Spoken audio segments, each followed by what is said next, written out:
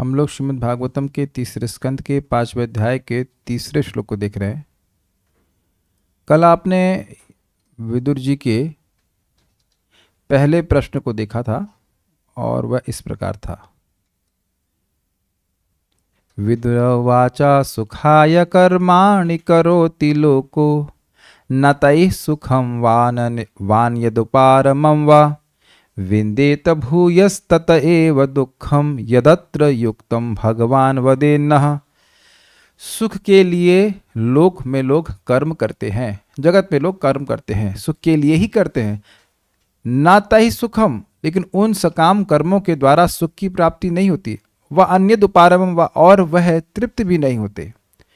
विन्देत भूयस्तत एव दुःखम, वह पुनः केवल दुख को ही प्राप्त होते हैं। यद अत्र, जो यहाँ पर युक्त हो, इसलिए जो यहाँ पर यानी जगत में युक्त हो, करने योग्य हो। भगवान हे सर्वसमर्थ मैत्री मुनि वदह न वदे न, हमें कहिए। अब मान लीजिए मैत्री मुनि ये कहें कि भाई मुझे तो आपको आज्ञा भगवान का ज्ञान देने के लिए हुई है, ये सामान्य प्रश्न क्यों कर रहे हैं? भगवान ने तो आज्ञा ये दी थी कि आप उनके स्वरूप के तत्व का ज्ञान आपको कराऊं, तो ये सब क्या पूछ रहे हैं आप? इसका क्या प्रयोजन रहेगा? इसका तो कोई प्रयोजन बनता नहीं है। ये क्यों? ये नहीं बताऊंगा जाओ। भगवान ने ये आज्ञा नहीं दी है, आई एम नॉट इंटरेस्टेड, क्या जरूरत है इसको करने की? तो मान लीजिए कि मैत्री मुनि ऐसा कहें, तो कह रहे हैं कि देखिए जो लोग भगवान से विमुख हैं और इस कारण से अधर्म परायण हैं, अधर्म करना ही उनकी स्वभाव बन गया है और इस कारण से सुदुखित हैं, अत्यंत दुखी हैं, उन पर अनुग्रह करने के लिए आपके जैसे भगवान के भक्त इस जगत में घूमते हैं। आप घूम ही रहे हैं, आपका एग्जिस्टेंस ही दूसरों पे कृपा करने के लिए है। तो भगवान ने मुझ पर कृपा करने के लिए आपको विशेष आज्ञा दी थी, लेकिन भगवान की सामान्य आज्ञा सभी वैष्णवों पर, भक्तों पर यह है कि वह उन लोगों की सहायता करें जो भगवान से विमुख होने के कारण अधर्म में है और अधर्म में होने के कारण दुख में पड़े हुए हैं। क्लियर समझ में आ गया? मेरे पीछे बोलिए। जनस्य कृष्णाद विमुखस्य दैवाद अधर्मशीलस्य सुदुःखितस्य। जनस्य कृष्णाद विमुखस्य दैवाद अधर्मशीलस्य सुदुःखितस्य। अनुग्रहायेह चरन्ति नूनं भूतानि भव्यानि जनार्दनस्य। अनुग्रहाये चरन्ति नूनं भूतानि भव्यानि जनार्दनस्य। जनस्य कृष्णाद विमुखस्य दैवाद अधर्मशीलस्य सुदुःखितस्य। जनस्य कृष्णाद विमुखस्य दैवाद अधर्मशीलस्य सुदुःखितस्य। अनुग्रहायेह चरन्ति नूनं भूतानि भव्यानि जनार्दनस्य। अनुग्रहाये चरन्ति नूनं भूतानि भव्यानि जनार्दनस्य। अच्छा, जनस्य कृष्णाद विमुखस्य दैवाद अधर्मशीलस्य सुदुःखितस्य। जनस्य कृष्णाद विमुखस्य दैवाद अधर्मशीलस्य सुदुःखितस्य। अनुग्रहायेह चरन्ति नूनं भूतानि भव्यानि जनार्दनस्य। अनुग्रहाये चरन्ति नूनं भूतानि भव्यानि जनार्दनस्य। जनस्य कृष्णाद विमुखस्य दैवाद अधर्मशीलस्य सुदुःखितस्य। जनस्य कृष्णाद विमुखस्य दैवाद अधर्मशीलस्य सुदुःखितस्य। अनुग्रहायेह चरन्ति नूनं भूतानि भव्यानि जनार्दनस्य। अनुग्रहाये चरन्ति नूनं भूतानि भव्यानि जनार्दनस्य। बोलिए। जनस्य कृष्णाद् विमुखस्य दैवात् अधर्मशीलस्य सुदुःखितस्य। जनस्य कृष्णाद् विमुखस्य दैवात् अधर्मशीलस्य सुदुःखितस्य। अनुग्रहाये चरन्ति नूनं भूतानि भव्यानि जनार्दनस्य। अनुग्रहायेह चरन्ति नूनं भूतानि भव्यानि जनार्दनस्य। ठीक। हे प्रभु, महान परोपकारी आत्माएं पूर्ण पुरुषोत्तम भगवान की ओर से पृथ्वी पर उन पतित आत्माओं पर अनुकंपा दिखाने के लिए विचरण करती हैं जो भगवान की अधीनता के विचार मात्र से ही विमुख रहते हैं। मतलब भगवान की शरण में जाना है, ये विचार भी उनको खराब लगता है। भगवान की शरण में, भगवान है क्या? शरण में जाना से क्या मतलब है? शरण में तो उसकी जाएंगे जो हो ना। तो इस जगत में लोग इस प्रकार की भावना से हैं कि भगवान हैं ही नहीं। जब हैं ही नहीं तो शरण में क्या जाएंगे? या अगर हैं तो बहुत खराब है, देखो इस जगत में कितना दुख बनाए हैं, तो शरण में क्यों जाएं? ऐसी बातें कहते हैं और इसी कारण से वह दुखी रहते हैं। दैवात, देखिए दैव को अदृष्ट भी कहा जाता है, जो दिखाई नहीं दे रहा है। तो इसकी व्याख्या से करेंगे पूर्वकृत कर्म वशात। इस जगत में क्या लोग यह समझ पा रहे हैं कि उनके चित्त की जो विशेष स्थिति है वह पहले के किए गए कर्म के अनुसार है? ये बिल्कुल नहीं समझ पा रहे हैं। दैव का अर्थ यह नहीं कि भगवान लोगों को विमुख बनाए हुए, नहीं, ऐसा नहीं है। दैव की सृष्टि वस्तुतः हम लोग स्वयं करते हैं, इस दृष्टि से कि हम जो कर्म किए वह दिख नहीं रहा है। दैव को अदृष्ट भी कहा जाता है। दृष्ट मतलब देखा जाए, और अदृष्ट मतलब जिसको नहीं देखा जाए। इस जगत में लोग दुख प्राप्त कर रहे हैं, सुख प्राप्त कर रहे हैं, असुर स्वभाव के हैं या जैसे भी स्वभाव है, तो वह पहले के किए गए कर्म के अनुसार है। क्या आवाज नहीं आ रही है? आ रही होगी। तो दैवात कृष्णात विमुखस्य जनस्य, जो दैव के कारण, अपने पहले किए गए कर्मों के कारण भगवान कृष्ण से विमुख लोग हैं। देखिए बहुत बड़ी बात है। पहले अगर कोई पाप किया रहता है बहुत भारी, तो भगवान में विश्वास ही नहीं होता, भगवान की भक्ति में अभिनिवेश तो सर नहीं ही होता है, भगवान की भक्ति करने का मन ही नहीं करता। और ये आपको ऐसे लोग ज़्यादा दिखते हैं कलयुग में। जब भगवान के समय में हजारों में से कोई एक व्यक्ति सिद्धि के लिए सोचता था, तो अब तो और ज़्यादा फिगर खराब हो गया ना।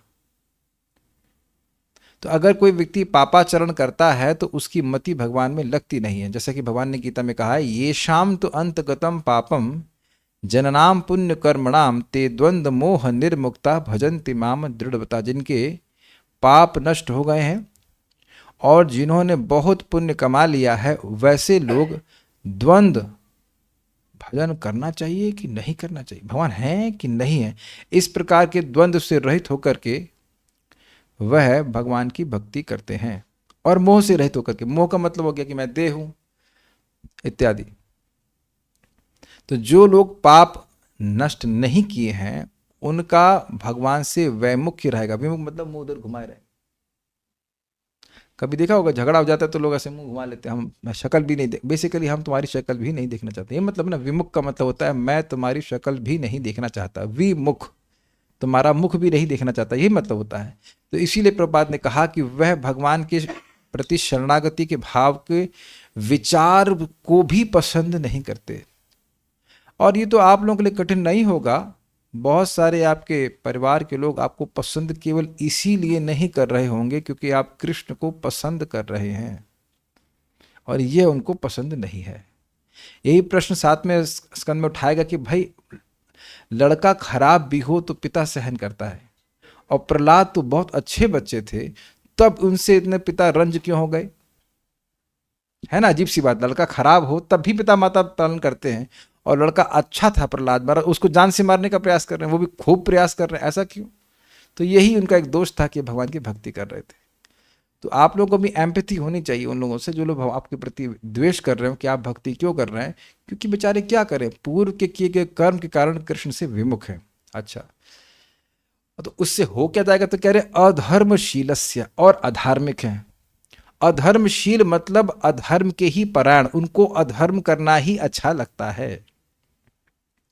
जो व्यक्ति कृष्ण से विमुख है उसको धर्म में रुचि होगी ही नहीं, और वो तथाकथित जो धर्म कर भी रहा है वह भी उसको भगवान से विमुख भी करेगा, विमुख ही करेगा। ये भी दिख रहा है कि नहीं। वो देवी देवता की पूजा करेंगे, बकरे की बलि देंगे, लेकिन अपने अहंकार की बलि नहीं देंगे है कि नहीं, कि मैं कृष्ण की शरण में चला जाऊं। नहीं, क्या प्रमाण है, न माम दुष्कृत नो मूढ़ा प्रपद्यन्ते न राधमा मायया प्रतिज्ञान आसुरम भावमाश्रिता। मेरी शरण में 4 प्रकार के लोग नहीं आते। नमाम दुष्कृतिनो मूढ़ा, दुष्कृतिवान जो पापी लोग हैं वह नहीं आते। उसमें पहले नंबर क्या है, मूढ़, बहुत मेहनत करेंगे खाने के लिए 2 रोटी, लेकिन मेहनत बहुत करेंगे, आगे की पीढ़ी के लिए भी तो कमाना है ना। और उसके बाद नराधम और माया प्रतिग्रानम और आसुर भाव। तो जो व्यक्ति भगवान की भक्ति से विमुख है वह अधर्मशील रहेगा, अधर्म ही करेगा। तो अधर्म ही करेगा तब क्या होगा, सुदुखितस्य, इसलिए सदैव दुखी रहते हैं। ये समझ में आ गया। भगवान से कोई विमुख है तो धर्म से भी विमुख हो गया, और धर्म करेगा नहीं, अधर्म की प्रवृत्ति उन्मुख हो गया, और अधर्म करेगा और पाप करेगा तो उसको दुख प्राप्त होना ही है। ठीक है बात।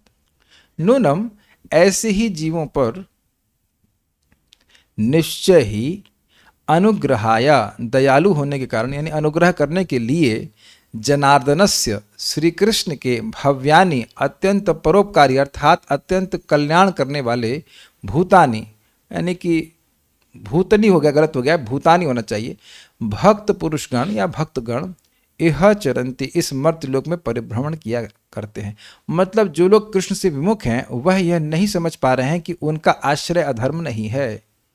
देखिए आश्रय का क्या मतलब होता है, किसी को याद है? जहां सुख की प्राप्ति हो और जहां दुख की निवृत्ति हो, और वह भगवान कृष्ण से विमुख हैं। अब एक अद्भुत बात यह कि कृष्ण से विमुख हैं, यह कहने का क्या तात्पर्य है? भाई कृष्ण सच्चिदानंद विग्रह हैं, उनसे क्यों विमुख हो? एक प्रश्न आ जाएगा ना कि जो व्यक्ति शाश्वत है, आनंदमय है, ज्ञानमय है, उसके संपर्क से ही आनंद हो जाता है, तो उससे क्यों विमुख हैं? तो कहने दैवात, अपने पूर्व किए गए गलत कर्मों की वजह से विमुख है, अन्यथा भगवान से विमुख होने का क्या मतलब हुआ, है ना। जैसे कोई कहे कि फीस्ट में आज रस मलाई है, तो उस फीस्ट से कौन विमुख होगा? कोई नहीं होगा। हाँ, इसको क्या कहते हैं उसको, जॉइंडिस, नॉट डायबिटीज, जॉइंडिस अगर है तो कहेगा ना, हमें कोई रुचि नहीं, ठीक है ना। तो जॉइंडिस भी पहले किए कि कुछ गलत कार्य किया तब ना जॉइंडिस हुआ है, तो ये बात। Okay next.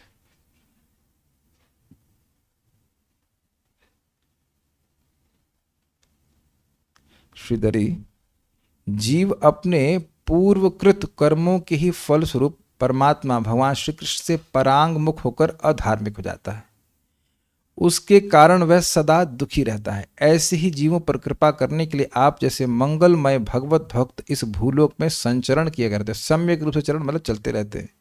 आपका तो स्वभाव ही है दूसरों का उपकार करना, इसलिए यद्यपि भगवान ने आपको यह आज्ञा नहीं दी है कि आप सामान्य जीवों के कल्याण के लिए बताएं, भगवान ने तो केवल आपको यही बोला है कि आप मुझे उनके स्वरूप के बारे में बताएं, फिर भी आप बताइए। इधर कुछ सहायता नहीं है, अच्छा दिख रहा है तब ठीक। एक बात आप श्रीमद् भागवतम में बार बार देखेंगे कि भक्तों को परोपकारी कहा गया है, यानी कि कोई भी भक्त है तो उसके हृदय में ये भावना जरूर रहती है कि अन्य लोगों का कल्याण करना चाहिए। ये आप एक बार नहीं देख रहे हैं, कई बार देख चुके हैं श्रीमद् भागवतम में। And that kind of inspires us to come up to the standard of devotional service, real devotional service. हम स्वयं भी भक्ति करें, लेकिन स्वयं भक्ति करना अच्छा है लेकिन पूर्ण नहीं है। स्वयं भक्ति करना बहुत अच्छी बात है लेकिन पूर्णता नहीं है। किसी एक व्यक्ति को तो कम से कम और भक्ति के बारे में जरूर बताने का प्रयास करना चाहिए। This is the minimum. इतनी अच्छी वस्तु अनजान में भी कोई भक्ति कर रहा है, तब भी भगवान की प्राप्ति हो जाएगी, तो उसे क्यों नहीं बताया जाना चाहिए।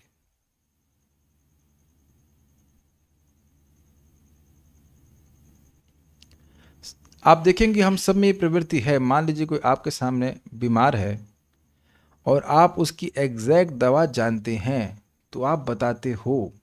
अगर मान लो पूछ भी ले, मान लो नहीं भी पूछ रहा होता तब भी बताते हैं। अगर आपको नहीं विश्वास हो रहा है तो भक्तों को बता दीजिए कि आप बीमार हैं।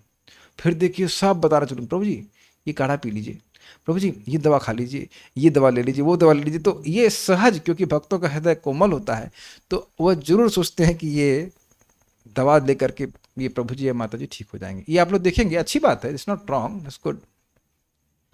लेकिन देह की बीमारी के साथ साथ ये चेतना की बीमारी है, इसकी वजह से वो कितना दुखी है, इसी वजह से दुखी है। समझ रहे हैं? भगवान से विमुख रहेगा तो माया पीटेगी ही किसी न किसी रूप में। तो इसलिए भक्त लोग बताते हैं भगवान के बारे में, यद्यपि शुरुआत में लोग ना भी समझ पाए। एक मेरे मित्र हैं, वो बता रहे थे कि पहले जब कॉलेज में थे तो भक्त लोग आते थे तो भाग जाते थे, कहते मुझे क्रिकेट खेलने जाना है। वो कथा नहीं सुनते थे तो भक्त लोग प्रसाद देते थे, प्रसाद देते गए। अब आज काफ़ी साल तक वो ब्रह्मचारी आश्रम, मतलब पहले ब्रह्मचारी आश्रम ज्वाइन कर लिया, अब शादी कर ली है, लेकिन अब वो प्रीचिंग कर रहे हैं खुद से, या प्रीचिंग करने का प्लानिंग कर रहे हैं। तो हमने कहा याद है वो दिन जब आप क्रिकेट में भाग जाते थे, क्लास में नहीं आते थे, और भक्त लोग प्रसाद दिए, क्योंकि लोगों को पता नहीं चल रहा है कि इसी वजह से दुखी हैं। जैसे आज एक भक्त से मैं मिला तो उनको साइनस का या कफ का बहुत प्रॉब्लम है, तो मैंने कहा चावल खाना बंद कीजिए, क्योंकि मुझे पता है कि चावल खाने से ही हो जाता है। तो बोले हाँ मेरे लाइफस्टाइल में चावल तो बहुत ज़्यादा है। समझ में आ गया? जिस कारण से उनको दुख है उसी में प्रवृत्त हो रहे हैं। भगवान देखिए, समझिए, भगवान से वह परांगमुख क्यों है? क्या सीखा आपने श्लोक से? दैवात, पहले गए किए गए अधर्म की वजह से, और अब क्योंकि भगवान से विमुख हैं तो अधर्मशीलस्य, तो और अधर्म कर रहे हैं तो और विमुख हो जाएंगे, ये कहा जा रहा है। वो ऐसा कोई कार्य अपने से नहीं करने वाले हैं जिससे वह भगवान की ओर उन्मुख हो जाए। इसीलिए भक्त लोग तिकड़म लगाते हैं, अच्छा कथा नहीं सुन रहा है तो कम से कम प्रसाद खा ले, किसी भी रूप में वह भगवान को पसंद कर ले। ये बात ध्यान रखिएगा कि जब आप भगवान का प्रसाद किसी को दे रहे हैं तो वह लाभ तो करता ही है, लेकिन अगर उसको अच्छा लगा तो उसकी भक्ति शुरू हो जाती है। कथा सुन रहा है लाभ है, लेकिन अगर उसको कथा अच्छी लगी तो वहीं से उसकी भक्ति शुरू हो जाती है। ठीक है ना?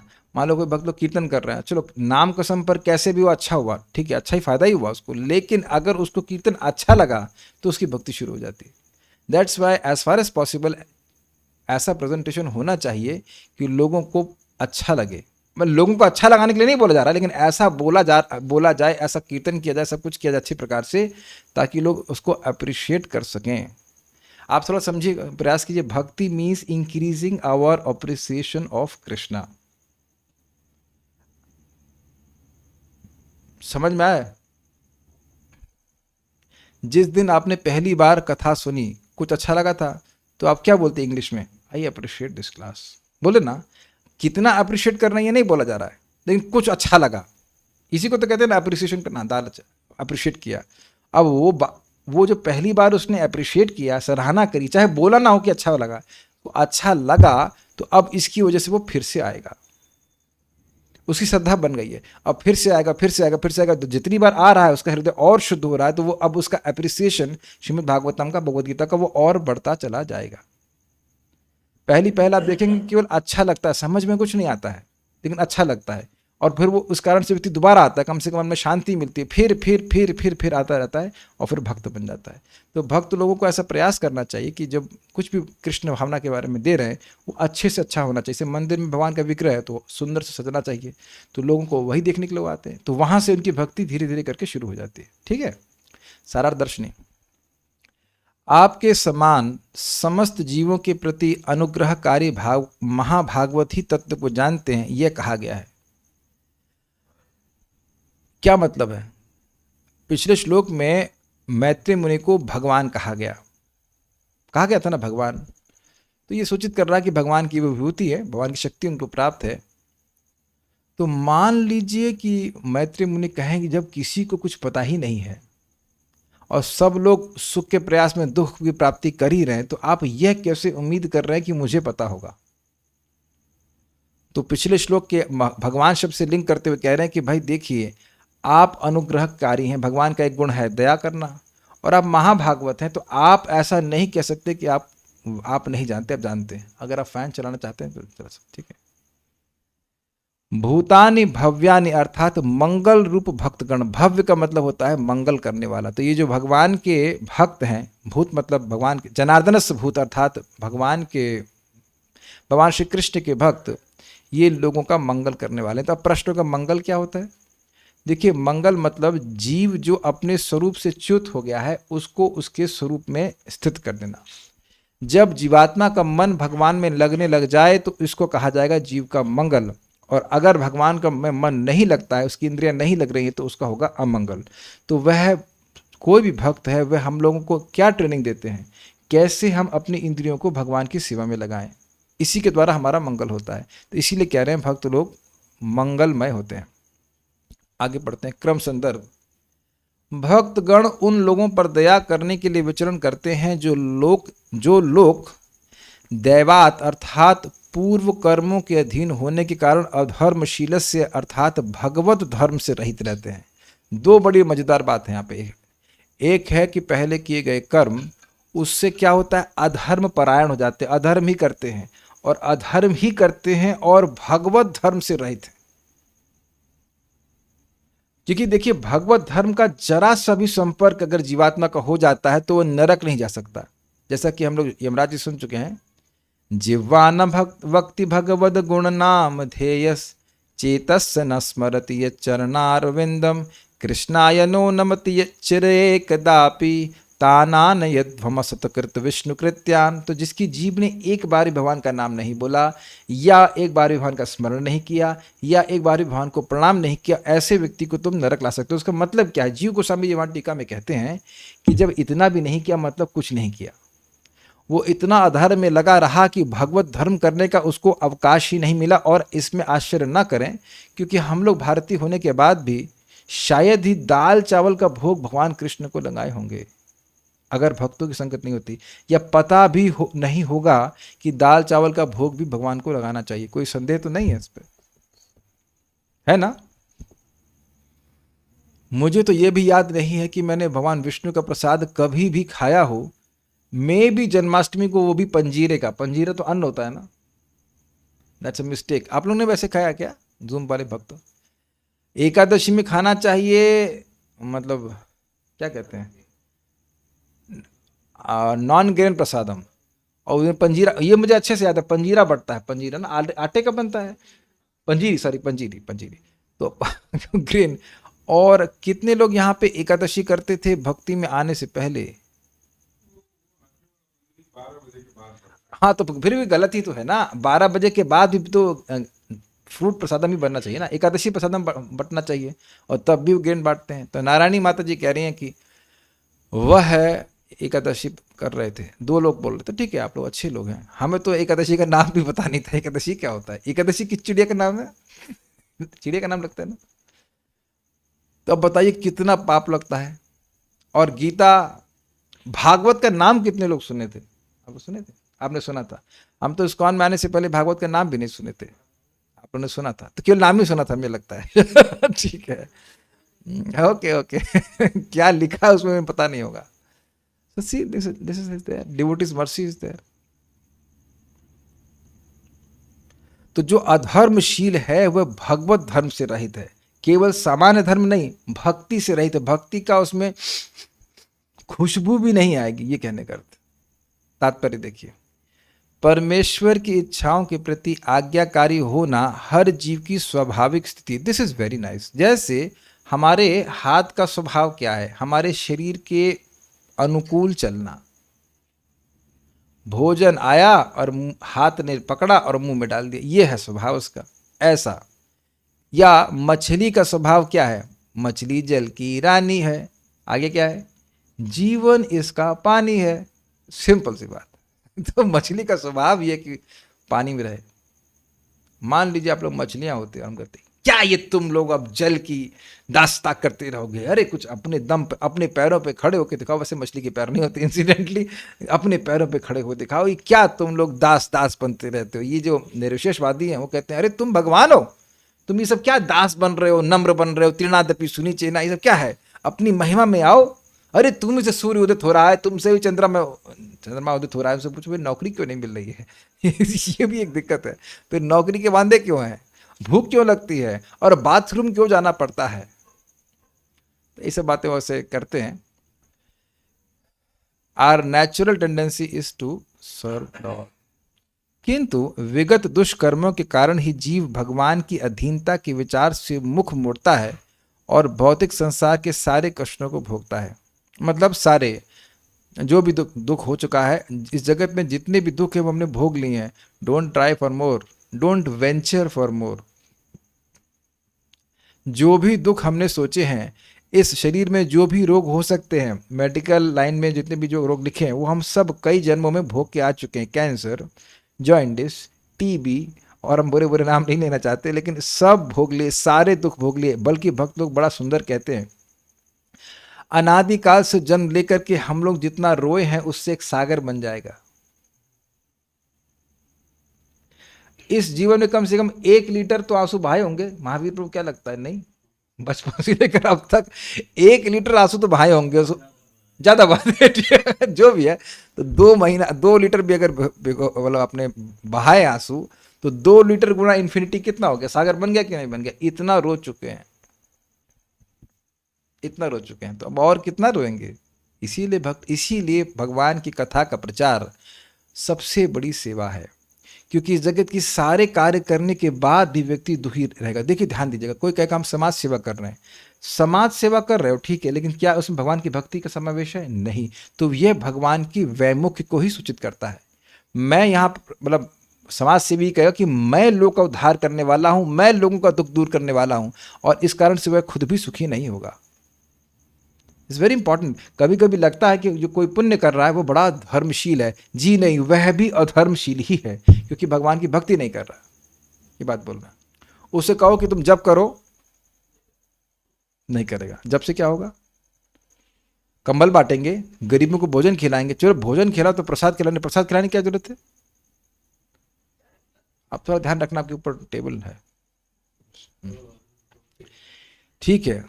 किसी को भगवान श्री कृष्ण की भक्तिमय सेवा के अलावा कुछ भी नहीं करना होता है। अब आप इसको कैसे स्वीकार कर लें? इसकी क्या व्याख्या की जाए? अब यह क्यों कहा जा रहा है? अच्छा, यह बता दें कि अगर संडे है, कल संडे ही है, ठीक है, तो चेक करना कि क्या आप केवल भक्ति करोगे कल। अभक्तों की तो बात छोड़ दीजिए, किसी ना किसी रूप में, ऑब्वियसली जब अगर सोना है तो सोना है, ठीक है, लेकिन चेक करना कि क्या 1 सेकंड के लिए भी ऐसा होगा कि हम भगवान की भक्ति ना करें। ना, भगवान की भक्ति मैं कहना ऐसा चाहता हूँ कि मतलब जितने समय आप जागृत रहें, भगवान के बारे में ही बोलेंगे, भगवान के बारे में ही मतलब सोचना चलो कंट्रोल में नहीं है, लेकिन इंद्रियों को केवल भगवान की सेवा में लगाएंगे।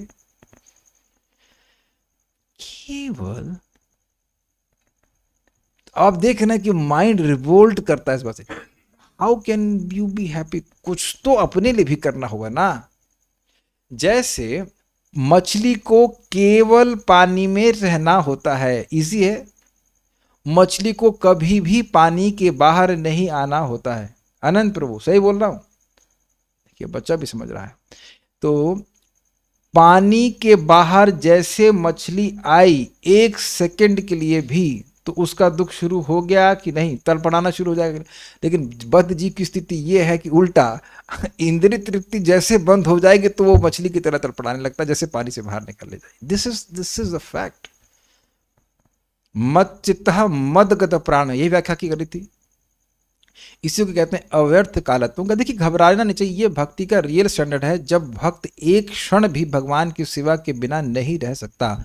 हाँ, जैसे जैसे आप भक्ति में आगे बढ़ते जा रहे हैं तो ये प्रवृत्ति आने लगती है कि हमारा समय व्यर्थ जा रहा है, भगवान का भजन नहीं कर रहे हैं, लेकिन स्टैंडर्ड तो यही है। किसी को भगवान श्री कृष्ण की भक्ति में सेवा के अलावा कुछ भी नहीं करना होता है, आपको कहे भाई जीवन कैसे चलाएंगे, वैकुंठ में कैसे चल रहा है? वैकुंठ में तो यहां से अधिक लोग कार्य कर रहे हैं ना।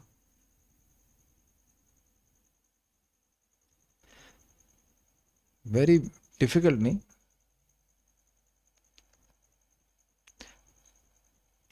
अतः भगवान की दिव्य प्रेमा भक्ति के अतिरिक्त कोई भी कार्य न्यूनाधिक परम इच्छा के विरुद्ध कार्य है। ये समझ में आया? अगर कोई भी व्यक्ति, मैं हम में से कोई भी व्यक्ति भगवान की भक्ति के अलावा कुछ भी कर रहा है तो मोर और less he is revolting against Krishna. ना, हम आपकी बात नहीं मानेंगे। अब ये बहुत गंभीर बात है क्योंकि यही हमारी बीमारी है और इसी कारण से प्रचार करते समय बड़े प्रेम से समझाना होता है क्योंकि पहले ही वो है बागी है, पहले ही विद्रोही है। हम लोग एक बार प्रसाद वितरण कर रहे थे, बहुत पहले की बात है, तब कृष्ण हॉल भी नहीं था, तब 3 हॉल था, केवल टीना था वहाँ पे। तो व्रज रेणु प्रभु हमारे गॉड ब्रदर हैं, तो हम लोग दोनों लोग गेट पे खड़े थे। गेट पे नहीं खड़े थे, हम लोग मैनेजमेंट कर रहे थे लाइंस का, सर्वर्स का। तो कुछ सर्वर मतलब थोड़े विद्रोही स्वभाव के होते, सुनेंगे नहीं कि वो करना क्या है। तो मुझे थोड़ा क्रोध आ रहा था, तो प्रभु बोले कि भाई देखो, जब वो भगवान की ही बात नहीं मान रहा ये बद्ध जीव है, भगवान की ही बात नहीं मान रहा तो तुम्हारी बात क्यों मानेगा? Oh that's good one. माता पिताओं को काफी रियलाइजेशन हो जाता होगा कि बच्चे उतने कंट्रोल में नहीं है जितना आप सोचते थे कि होंगे जब वो बच्चे जन्म लिए थे। अरे आनंद समझ गए क्या? अरे आपको कुछ नहीं कह रहा हूँ, आप तो बहुत ओबीडियंट है, लेकिन हम बोल रहे हैं आप लोगों को ऐसा लगता है। अच्छा ये बताइए, ईमानदारी की बात करिए कि क्या आप लोग के मन में ऐसा लगता है कि नहीं सुनेंगे बात? कभी आए मन में आपको कि हम ये बात, जो भी आपका सुपीरियर उसकी बात बिल्कुल नहीं सुनेंगे? और कभी कभी तो यह भी होगा सही बोल रहे हैं फिर भी नहीं सुनेंगे। Is there? इसीलिए अगर मन में ये भावना आने लग जाए कि शास्त्र ये ऐसा कह रहा है और हमें करना चाहिए, तो समझिए कि हमारी बीमारी ठीक होना शुरू हो गई। बल्कि आप देखेंगे कि रोज सुनते हैं कथा तो एक उत्साह था, अच्छा ऐसा करना है, ओ हम जरूर करेंगे। अच्छा भगवान को हमें अपवित्र चीजें नहीं देनी चाहिए, हम बिल्कुल करेंगे। लेकिन अब मैं अपनी बात कर रहा हूं, ऐसा नहीं कि हर चीज हम जो है बिल्कुल भगवान की बात मानेंगे ही। धीरे धीरे धीरे धीरे धीरे धीरे करके व्यक्ति चेंज होता है। We have to be very very accommodative. कम से कम कोई भी जीवात्मा कुछ भक्ति करना तो शुरू किया, कुछ तो विद्रोह उसने कम किया अपना, धीरे धीरे धीरे धीरे करके सीखता है। समझ रहे हैं? डांटने डूटने से काम नहीं चलेगा, वो तो भाग ही जाएगा फिर। इसीलिए हम केवल मजाक बनाते हैं, डांटते नहीं। अच्छा कोई सो रहा है, जैसे कुछ भक्त हमने देखा है उसकी साधना में निष्ठ है, वो निद्रा में निष्ठ है, वो माला उठा ही नहीं कि सोना शुरू। तो कहते कहते थक गए हैं, तो हम क्या करते हैं, उधर से ध्यान हटा लेते हैं, दूसरे लोगों को देख रहे थे कि जो लोग नए लोग आ रहे हैं सोने के लिए, उनको देखते हैं। जो रेगुलर सोते हैं जब ये सुधरे ही नहीं अब तक तो सोते नहीं, कोई दिक्कत नहीं। कम से कम इतना तो है कि भाई आ रहा है जप में, कि हम उसका संकल्प बना कि हम जप कर रहे हैं। आप लोग देख रहे होंगे कि मैं कम डांटता हूँ, मतलब पहले से भाई कम से कम इतना तो मान गया कि जप करेंगे, क्योंकि मैं उन लोगों को भी स्मरण करता हूँ जिनको बोलता हूँ कि जप करो, वो जप ही नहीं करते, वो तो मना करना है हमें कुछ नहीं करना, जप की बात मत करो। ऐसे मुंह पे बोलते जप की बात मत करो। तो कम से कम ये लोग जप की बात सुनने तो आ रहे हैं ना। और बहुत सारे कारण भी हो सकते हैं, कोई व्यक्ति बीमार भी हो सकता है, कुछ अनर्थ भी हो सकता है, भी also there, at least it's okay. धीरे धीरे सब लोग प्रगति कर रहे हैं, कोई बात नहीं। क्योंकि एक श्लोक ये भी है कि आलस में भी भगवान का नाम जप करता है तब भी वह पवित्र हो जाता है, तो वो श्लोक भी हमको याद रहता है। लेकिन बात यही है, प्रचार बहुत कठिन कार्य है, बड़े प्रेम से समझाना पड़ता है। भाई देखो ये नाम की महिमा बतानी पड़ती है। कई बार पहले तो लोगों को विश्वास ही नहीं होता, ऐसे कैसे हो सकता है, इतना कैसे अच्छा हो सकता है, इत्यादि इत्यादि। धीरे धीरे धीरे करके नीड क्रिएट करनी पड़ती है कि भाई भक्ति आपकी आवश्यकता है। नहीं तो लोग ऐसा सोचते हैं, शायद आप लोगों को लगा भी होगा कि ये लोग हमारे जबरदस्ती पीछे पड़े हैं, हमको भक्ति की जरूरत हो जाए नहीं, जबरदस्ती पीछे पड़े, जब करो जब करो जब करो। क्या आप देखेंगे ऐसे लोग सोचते हैं? बिल्कुल ऐसा सोचते हैं। आप लोग डिवोटीज आप ऐसा नहीं सोचते, बट धीरे धीरे करके अपनी नीड समझ में आती है कि भाई ये जब करना मेरी आवश्यकता है, इस जगत में मैं सुखी नहीं हो रहा हूँ और नाम के द्वारा मैं बाहर निकलूंगा इस जगत से, then a person take it seriously. तो ये हमको बड़ा अच्छा लग रहा है कि जो भी कार्य मैं भक्ति के विरुद्ध कर रहा हूँ, हाँ भक्ति के अलावा कर रहा हूँ, वह भगवान से विरोध मात्र है। समस्त सकाम कर्म यानी कि इंद्रिय तृप्ति के लिए किए गए कर्म, अनुभव गम्य दर्शन, ये निर्विशेष ब्रह्म का अनुसंधान ही है, तथा योग भगवान की अधीनता भावना के न्यूनाधिक विरुद्ध है। ये योग समझ रहे हैं, योग मतलब अष्टांग योग, जिसमें व्यक्ति अष्ट सिद्धि प्राप्त करना चाहता है। और जो जीव ऐसे विद्रोहपूर्ण कार्यों में लगा हुआ है वह प्रकृति के उन नियमों द्वारा प्रायः तिरस्कृत किया जाता है जो भगवान के अधीन है। ये तिरस्कार का क्या मतलब होता है? उधर बैठ जाकर क्या इधर बैठेगा तो आगे से दुत्कारना समझते हैं आप? दुत्कारना, दुत्कारा जाता है। और अगर हम समान हिंदी का प्रयोग करेंगे, प्लीज अपने कान से सुन लीजिएगा, लतियाया जाता है। किसी को लात मारेंगे तो उसी को तिरस्कार तो मार लात। और यह हम अपने मन से नहीं कह रहे। कबू नरके डुबाए कभी स्वर्गे उठाए, कभी नरक में डुबा देती है माया और कभी स्वर्ग में उठा देती है, और व्यक्ति सोचता है कि मैं सुखी हूं। लिटरली लतियाया जा रहा है फुटबॉल की तरह, इधर से उधर, इस योनि से उस योनि में। क्या है? ब्रह्मांड भ्रमित कोनो भाग्यमान जीव, माया के द्वारा पीटा जा रहा है। बिल्कुल, तो ये सब है। भगवान के महान शुद्ध भक्त पतितों के प्रति दयालु होते हैं, इसलिए वे आत्माओं को भगवत धाम वापस लाने के उद्देश्य से संसार भर में विचरण करते रहते हैं। तो ये एक बड़ा स्पष्ट है कि विचरण करने का उद्देश्य दया करना है, विचरण करने का उद्देश्य मनी कलेक्शन नहीं है। जिस व्यक्ति के मन में यही चल रहा है कि भाई चले भाई, अब कुछ महाराज बड़ा शब्द इस्तेमाल करते हैं क्या, कुछ तो भी पर्ची देने का, नोटिस देने का समय आ गया है कि भाई गृहस्थों को चेता दो। चेताना मतलब जगाओ। तो जगाने का मतलब क्या होता है? वस्तुतः आध्यात्मिक जीवन में जगाने का मतलब होता है उनको आध्यात्मिकता में लगाइए कि आप कथा सुनिए, जप करिए। लेकिन सामान्यतः जो साधु लोग होते हैं, सामान्यतः मतलब जो वास्तविक साधु नहीं है, वो कब चिताते हैं? भैया जन्माष्टमी आ गया है, वो आपका कर देने का समय आ गया है। जो साधु केवल आपसे पैसा मांग रहा है उससे दूर ही रहना। Try to understand this. जो केवल पैसा मांगेगा वो कभी ज्ञान नहीं देगा।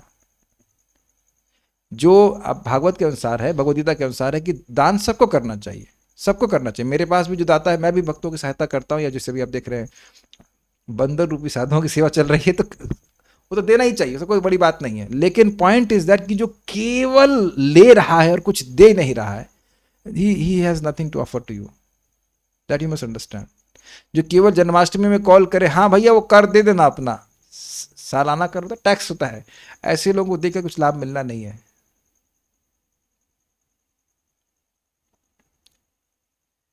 क्या है श्लोक? वो हरय शिष्य धन शोक न हरई, से गुरु घोर नरक में पड़ाई। यहीं पे लिखा रहता है। अच्छा लगा था कि जो शिष्य का धन हर रहा है रेगुलर टैक्सेस के द्वारा, लेकिन उसको ज्ञान नहीं दे रहा, उसका शोक नष्ट नहीं कर रहा है, तो ऐसा गुरु निश्चित ही नरक में गिरेगा। ये बातें हैं। ऐसे शुद्ध भगवत भक्त पतितात्मा का उद्धार करने के लिए उनके पास ईश्वर का संदेश लेकर जाते हैं। अतएव सामान्य व्यक्ति को, जो भगवान की बहिरंगा शक्ति के प्रभाव से मोहग्रस्त हुआ रहता है, उनकी संगति का लाभ उठाना चाहिए। देखिए, यहां केवल सन्यासियों की ही बात नहीं हो रही है। हमारे जीवन में सारे संदेश सन्यासी ही नहीं लेके आए हैं। ये मेरी बात सबको स्वीकार्य है या मैं ज्यादा बोल रहा हूं? क्या आप लोग के जीवन में जो भी ज्ञान मिला है सब सन्यासियों ने ही दिया है? इसीलिए तो महाप्रभु ने कहा, जारे देखो तारे कहो कृष्ण उपदेश। जब सभी लोग भगवान का उपदेश देंगे तो बहुत से लोगों के पास भगवान का उपदेश पहुंचेगा। अग्री? तो इसलिए यह नहीं सोचना चाहिए कि अब हमें पूरा, हम लोग झोली उठाएं और चलें परिभ्रमण करना। अरे भाई, जो आपके आसपास हैं उनको भगवान के बारे में बता सकते हैं। तो प्रभु जी हमको पता ही नहीं है। पता नहीं है या प्रयास नहीं कर रहे हैं। बच्चों को ट्यूशन तो बहुत बार माता जी लोग ही पढ़ाते हैं। आप भी तो पढ़ाते हैं ना? बच्चे पढ़ाते हैं? नहीं पढ़ाते? अच्छा, हमारी माँ कभी कभी पढ़ा देती। ट्यूशन से मेरा मतलब थोड़ा थोड़ा हिस्ट्री ज्योग्राफी बचपन में पढ़ा दिया करते थे। या बायोलॉजी, मतलब अगर माता जी लोग पढ़े लिखे रहते हैं अलग बात, मोस्टली कभी कभी पढ़ा देते हैं अंग्रेजी हिंदी, आपकी माता जी पढ़ाई होंगी संस्कृत वगैरह कुछ पढ़ा दिए होंगे। अगर सामर्थ्य है तो माँ पिता पढ़ा देते हैं, तो क्या भगवत गीता के बारे में नहीं पढ़ाते? आप तो पढ़ाते होंगे, तो कम से कम प्रयास किया जाना चाहिए, ये बात है। और उसके लिए व्यक्ति को खुद सीखना होता है। सुबोधनी व्याख्या एक बहुत इंटरेस्टिंग बात है, जब पढ़ाया जाए तो बड़े प्रेम से पढ़ाया जाना चाहिए। आज यह जीवात्मा एक माला या 11 महामंत्र जो कुछ भी है वो कर रहा है, इसका प्रभाव अक्षय होगा, चाहे अज्ञान में भी कर रहा हो, लेकिन इसका लाभ बहुत अद्भुत होगा। मैं उसको बहुत अलग तरह से समझाने का प्रयास करूंगा। आप सामने वाले के विद्रोह को मत देखिए, वो तो देख ही रहा है, ये देखिए कि वह स्वीकार करने के लिए इंक्लाइंड हो गया है। Is it okay? पहले वीर सिंह की बहुत बड़ी दिक्कत थी कि मैं सोचता था कि भाई ये इतना मेरे बराबर क्यों स्वीकार नहीं कर रहा है, तो मैं भी तो अन्य लोगों के बराबर स्वीकार नहीं कर पा रहा हूं। मुझसे कह दीजिए कि कल से आपको 64 माला करना है, 128 करना है, तो मैं तो घबरा जाऊंगा, मैं कैसे कर लूंगा तुरंत एकदम से। Is it sinking in for all the devotees? आप किसी को भी भगवान के बारे में बता रहे हैं तो ये देखिए कि वह कितना स्वीकार कर पा रहा है। और एक बात ध्यान रखिएगा, अगर कोई व्यक्ति नाम जप कर रहा है तो उसके श्रेय का निर्माण भगवान स्वयं करेंगे। अब वो मान लो कथा में नहीं आना चाहता तो आप क्या कर लेंगे? जबरदस्ती लाएंगे उसको? नहीं ला सकते। कोई कोई 2 माला करूंगा मैं, बस उससे अधिक नहीं करूंगा, तो ठीक है, इस जन्म में नहीं तो अगले जन्म में वह भगवान के संपर्क में तो है ना। I hope this is clear. हर व्यक्ति एक जन्म में भगवान के पास नहीं जा सकता है, लेकिन इसका मतलब ये नहीं कि भगवान के पास जाने का जो प्रोसेस है वह शुरू ही नहीं किया जाए। मैं फिर रिपीट कर रहा हूं, एक बार भक्ति का संस्कार बन गया तो वह कभी भी नष्ट नहीं होगा, और बार बार उस व्यक्ति को भक्ति मिलेगा। एक भक्त हमें दिख ही रहे हैं, वो बता रहे थे कैसे पहले भक्ति में आए, इस संगत में आए थे 3 साल पहले, फिर वो दुर्गा जी के पास चले गए, पता नहीं कौन कौन सी सारे देवताओं के पास चेक करने गए, आर यू गॉड? मैंने कहा नहीं हम नहीं है, I don't know what was the point. लेकिन बता रहे थे कि जगह जगह गए दुर्गा जी के पास, इनके पास, तो वो बता रहे थे कि कोई एक पंडित जो दुर्गा जी के उपासक थे वही उनको बोले तुम्हारे लिए विष्णु उपासना ही ठीक है, तो वापस वो हरे कृष्ण मंत्र और भक्तों की संगत में आ गए। It's very nice. अभी बड़े स्थिरता से भक्ति कर रहे हैं, बहुत अच्छी बात लगे। भर्सना नहीं करनी चाहिए। कभी मान लो भक्त वापस में बाद में, अरे पतितात्मा, पता नहीं तूने कब से माला खत्म कर रखी है अपनी, तू तो नरक जाने के लिए बोल ऐसा बोलेंगे तो बेचारा वो तो डर जाएगा, क्या करे ये लोग तो बहुत खतरनाक है। We should always be welcoming whenever a person wants to come. Subodhini व्याख्या। एक भक्त आज हम उनको स्मरण ही कर रहे थे कि बहुत दिन से नहीं आए, तो बोले प्रभु जी आप मुझे शायद भूल गए होंगे।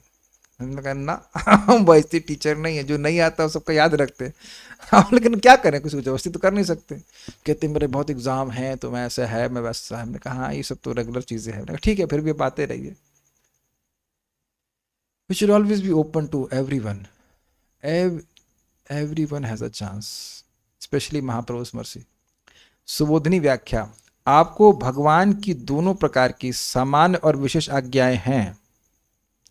एक्चुअली मैंने इसमें वो इसका जो लिंक है वो छूट गया। लिंक ये था कि मान लो, क्या नाम है इनका, मैत्री मुनि कहे कि मुझे तो ये आज्ञा नहीं है कि आपको सामान्य मतलब बातें, सामान्य प्रश्नों का उत्तर दूं, मुझे तो आज्ञा केवल यही है कि भगवान की बात आपको बताऊं।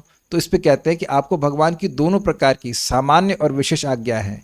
विशेष आज्ञा क्या थी? कि मेरे स्वरूप के वर्णन आप विदुर से करो। और सामान्य आज्ञा क्या थी? कि सभी लोगों को भगवान के मेरे बारे में बताओ, सामान्य बातें बताओ, भक्ति के बारे में बताओ।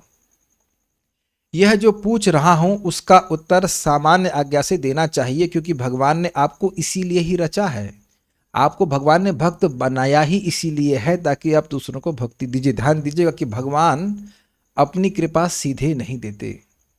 अगर वह सीधे देना शुरू कर देंगे तो फिर उनकी जो समता है, इम्पार्शियलिटी है, वो समाप्त हो जाएगी। आपको दे रहे हैं, इनको नहीं दे रहे हैं।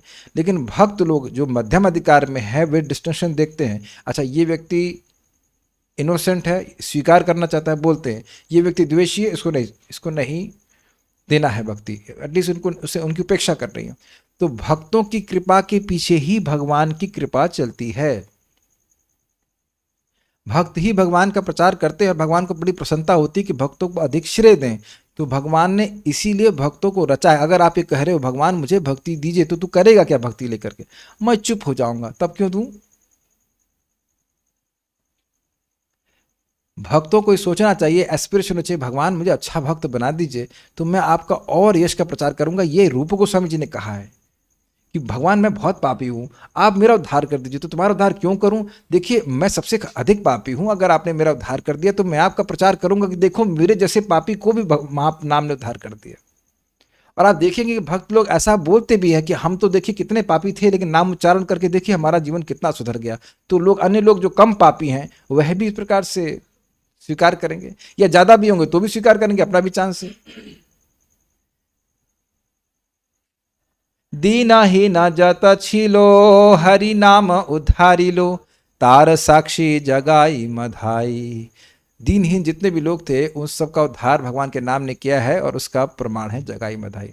प्लीज जब भी आपको लगे कि हम हमारे पाप का बहुत गड़ा भर गया है, तो आप देखेंगे कि उनका तो पर्वत के समान था जगाई मधाई। इतना पाप का अकाउंट था कि उस अकाउंट से पर्वत बन गया था नरक लोक में।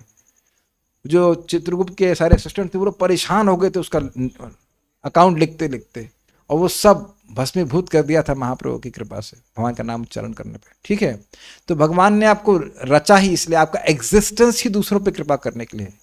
यदि यो ना हो, यदि ऐसा ना हो तो भगवदीय पैदा ही ना होवे। क्या स्टेटमेंट है!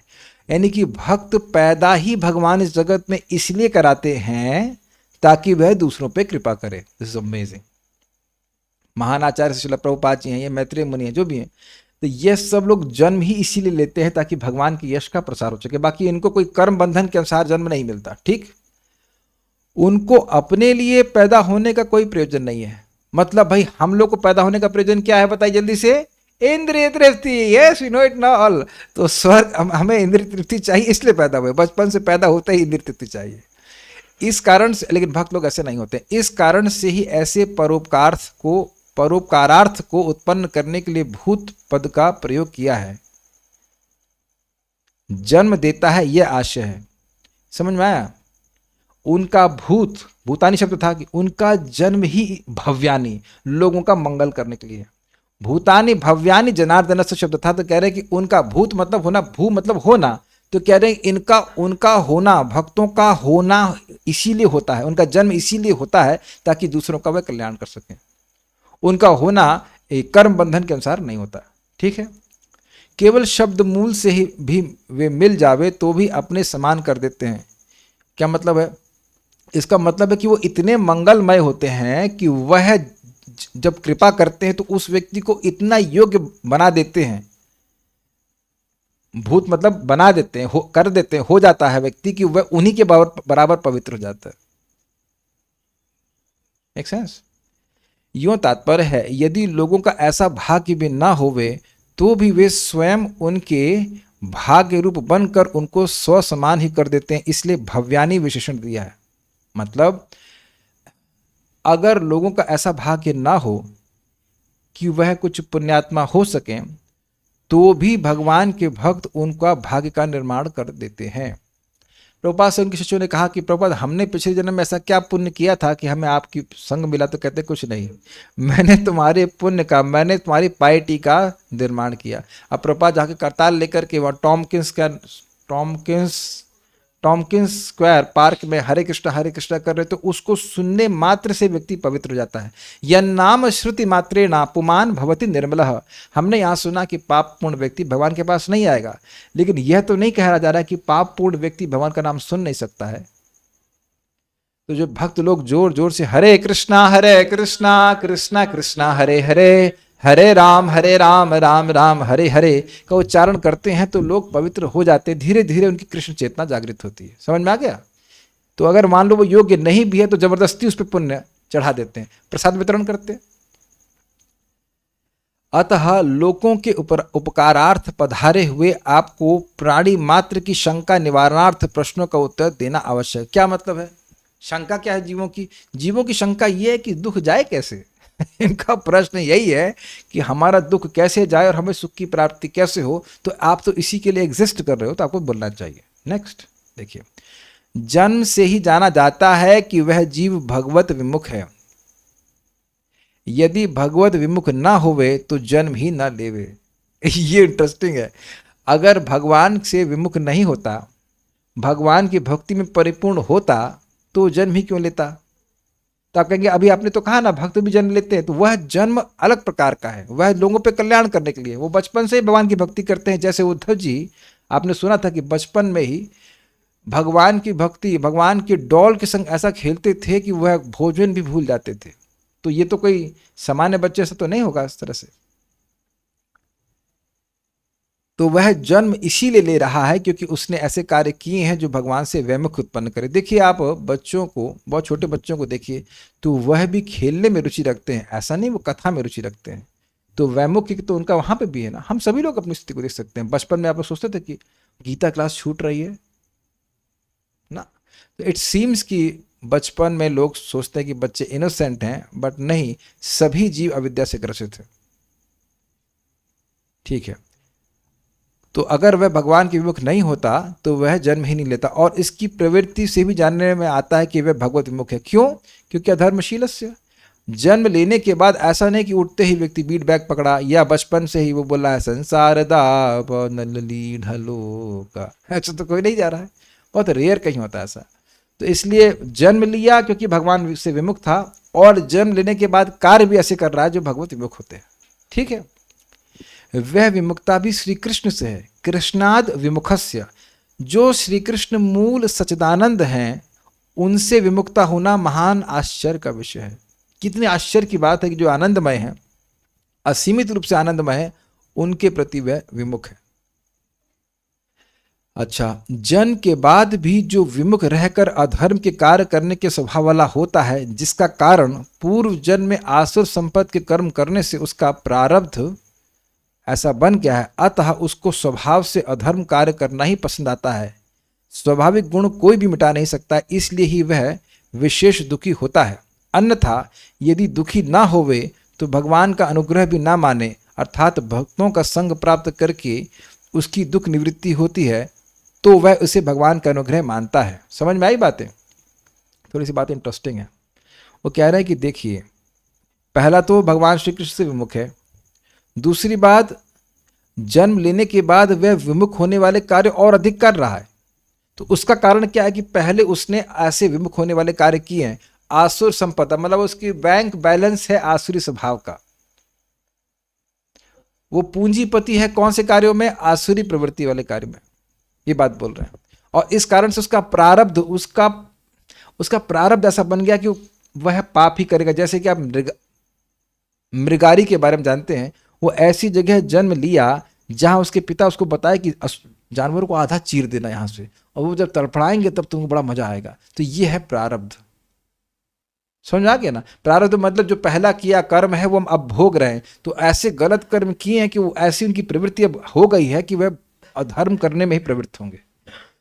जैसे मैंने एग्जाम्पल दिया था कि लखनऊ में एक कच्छा बनियान गैंग था, तो उनके यहाँ पे पुरुष की शादी होती ही नहीं थी जब तक 5-6 मर्डर ना करते।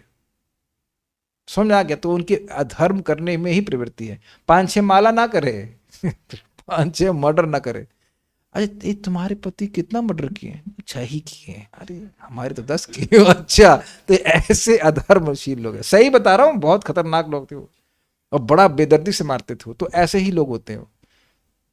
पाप जाति, उनकी जाति ही पापमय होती है।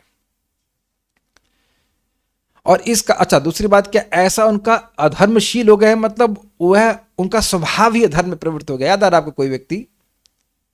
दुर्योधन, जानामि अधर्मम न च मे निवृत्तिम जानामि धर्मम न च मे प्रवृत्तिम। मैं जान रहा हूं कि धर्म क्या है लेकिन उसमें प्रवृत्त नहीं होगा, और जहां मैं जान रहा हूं कि अधर्म क्या, उससे मैं निवृत्त नहीं हो रहा था। तो ऐसा उनका स्वभाव बन गया है कि वह गलत कार्य ही करेंगे।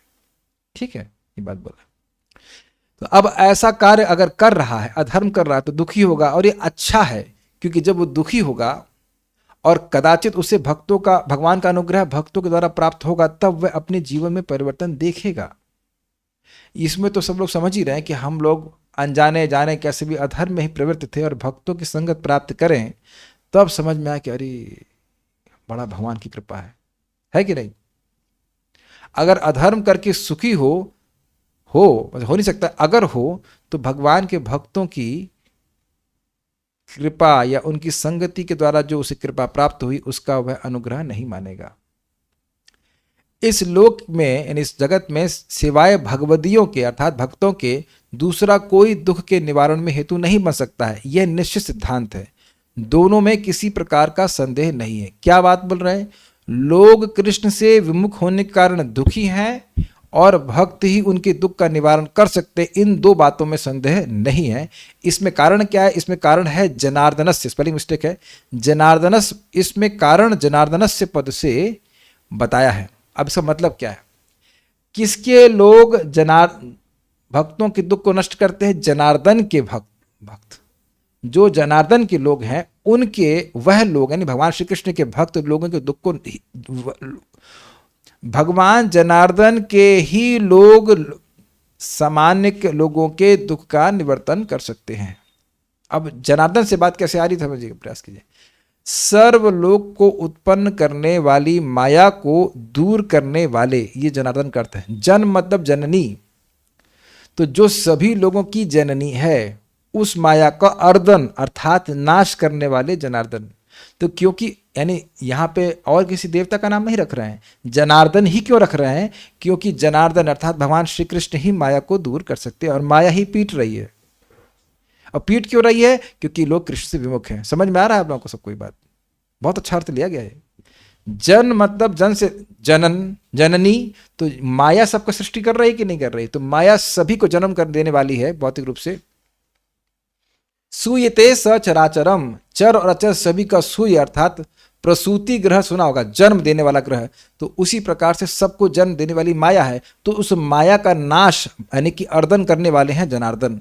तो उन जनार्दन के लोग ही माया का नाश कर सकते हैं लोगों को भक्ति प्रदान करके। इसलिए कह रहे हैं कि भगवान के भक्तों के अलावा कोई व्यक्ति लोगों के दुखों का निवारण नहीं कर सकता, और आपको इसलिए करना चाहिए।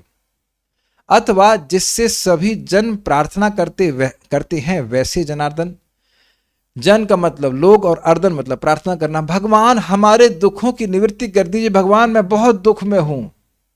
तो भगवान कभी किसी से प्रार्थना नहीं करते हैं कि मैं बहुत दुख में हूं, मेरे दुख की निवृत्ति कर दीजिए। देवता भी भगवान से प्रार्थना करते हैं। तो जब इस प्रकार की प्रार्थना करते हैं तो भगवान व्यवस्था करते हैं कि उसे भक्तों की संगत प्राप्त हो।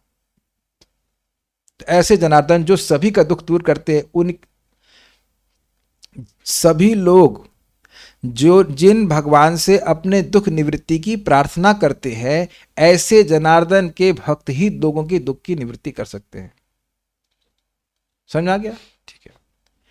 अन्य लोग जो अन्य देवताओं के भक्त हैं, वह देवता भी भगवान से प्रार्थना करते हैं अपने दुख की निवृत्ति के लिए।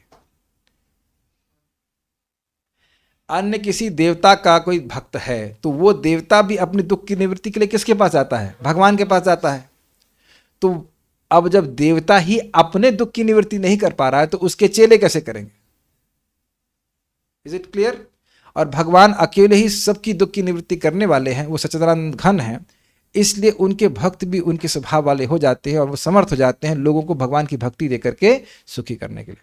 तो इसलिए जनार्दन के भक्त हैं, इसलिए वह केवल वही भगवान के भक्त लोगों के दुख की निवृत्ति कर सकते हैं।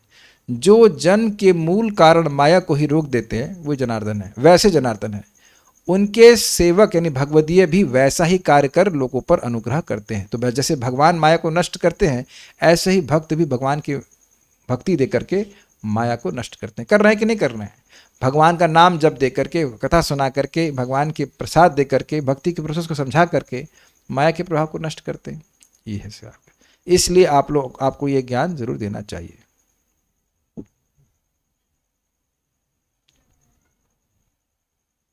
एक वक्त कह रहे हैं कि जैसे लोहा मट्टी से ढका हो फिर भी वह क्या कहेंगे उसको, मैग्नेट से आकर्षित होता है।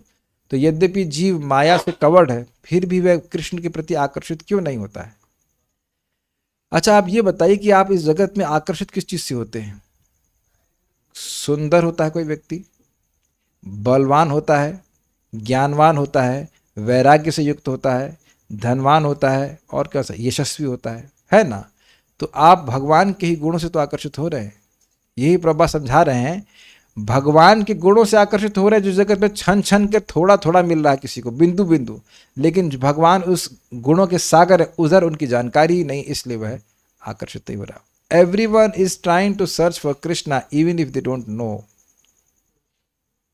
ये काफी विचारनीय बात है। तो ऐसा नहीं कि लोग कृष्ण से आकर्षित नहीं है। इस जगत का जो भी आकर्षण है, यद यद विभूति मत सत्वम श्रीमद ऊर्जितम एववा तत्त एवावगच्छत्वम मद तेजोंश संभवम। इस जगत में जिस भी विभूति के प्रति हम आकर्षित हैं वह भगवान के केवल एक अंश मात्र है, उनके तेज का अंश मात्र है। तो वस्तुतः हम कृष्ण के प्रति आकर्षित हैं लेकिन डायरेक्टली नहीं है, ये बात है।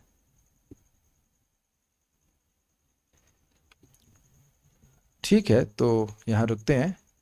श्रीमद् भागवतम की जय, श्रील प्रभुपाद की जय, निताई गौर प्रेमानंदे।